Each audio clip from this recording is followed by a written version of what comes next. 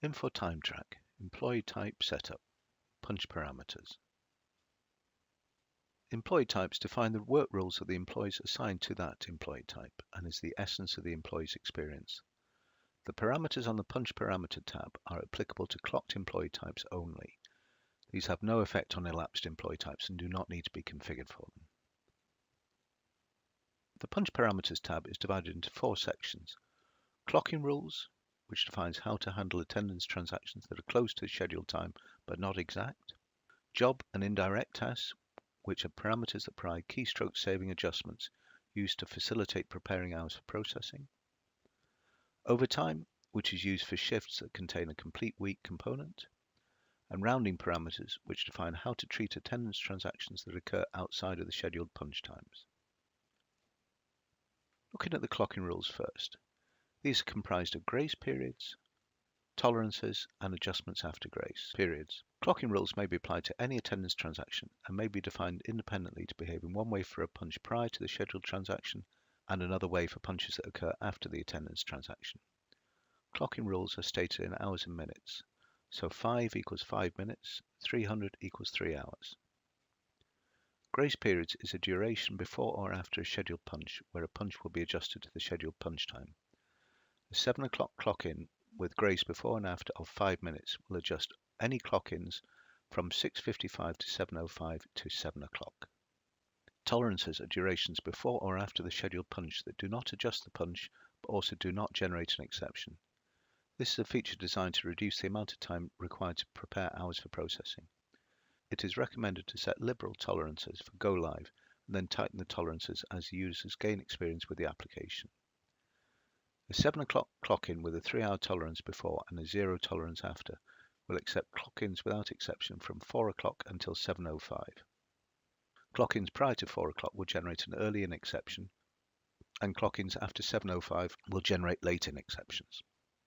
Tolerances may be configured to require a remark prior to authorizing a punch that is outside of the tolerance. When remarks required are set to yes, the supervisor will receive a prompt to enter a remark if they attempt to authorize an exception due to tolerance violation. In order to process hours, TimeTrack requires that all clock time be accounted for with labor hours. The parameters in the job and indirect task portion of the Punch Parameters tab are designed to assist in this endeavor. Auto stop clock out and auto stop lunch or break. This is a keystroke saving feature that automatically stops any running job or task when the employee enters the out attendance transaction. When auto stop is used to clock out, auto start may also be used to restart the auto stop job on the next in transaction. Any job that is stopped manually will not start automatically, so only auto stop jobs will auto start. The max auto adjustment between jobs eliminates small durations of unaccounted for time that may be inherent in how a site functions. For example, it might take 5 minutes to clock in, then move to a workstation and enter a job start. Or it takes 5 minutes between a job stop and the next job start. Job starts that occur within the time limit of the max auto adjustment between jobs parameter will adjust back to the prior job stop or attendance transaction, therefore eliminating the unaccounted for time. Job starts that exceed the adjustment threshold do not adjust and result in unaccounted for time between the job start and the prior job stop or attendance transaction. Unaccounted for time in TimeTrack is referred to as gap time. There are utilities within TimeTrack that will enter an indirect task to account for unaccounted for time. The gap fill code defines the indirect task these utilities will use to fill these gaps. Max gap without an exception defines the duration a gap record may have without triggering a max gap exception. If max gap without an exception is 10 minutes, gap records less than 10 minutes will not trigger an exception. Anything over 10 minutes will trigger an exception. When autofill gaps is set to yes, gap records will automatically be triggered when the employee clocks out. If this parameter is set to no, the supervisor will manually trigger the creation of gap records or eliminate gaps via transaction editing during the hours preparation process. It's recommended to be liberal with these parameters during the introductory period to the application. The overtime section is used to specify when authorization for overtime is required and how to handle hours when a complete week is not met. Set authorized overtime required to yes to alert supervisors when an employee has booked more than the authorized number of regular hours in a day. This parameter works for all overtime methods and shift types. When overtime is incurred, the supervisor will see an exception on the employee's timesheet.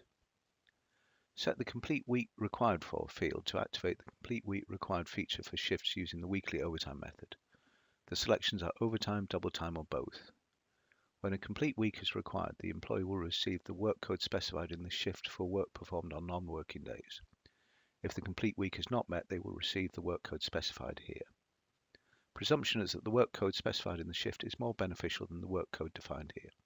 For example, when a complete week is worked, hours entered on Sundays will be double time, but when complete is not worked, hours for the Sunday are overtime eligible.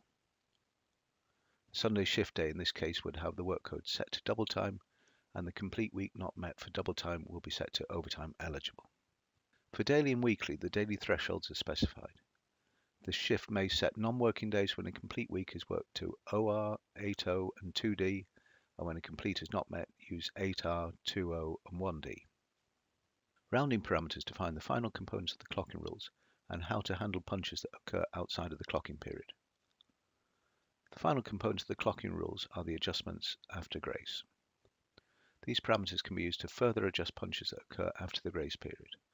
So a 7 a.m. clock-in with a 5-minute grace period after and an adjust forward clock-ins after grace will adjust late clock-ins from 7:06 to 7:09 to 7:10. If the adjustment moves the punch outside of a tolerance after the clock-in, the punch will be put into an exception for late. If the adjustment falls within the tolerance, there will be no exception generated. The span of time between grace periods plus adjustments after grace are governed by the clocking rules. Outside of the clocking rules, parameters may be set to round at specified intervals. By default, no rounding is configured outside of clocking rules. To round outside of clocking rules, select the punch types to round, which can be either attendance or attendance and labour. After selecting the punch types to round, set the rounding interval. It's recommended to set a rounding interval that dovetails with the clocking rules. This will prevent adjustment conflicts in intervals adjacent to the clocking period. Just as a note, when a conflict occurs, the rounding rule is suspended. Use in-punch and out-punch interval split to specify the point within the interval to adjust the punch down or up. So a 10-minute interval with an interval split of 5 will adjust punches that occur in minutes 1 to 4 of the interval to the lower end, and punches that occur in minutes 5 to 9 adjust to the upper end.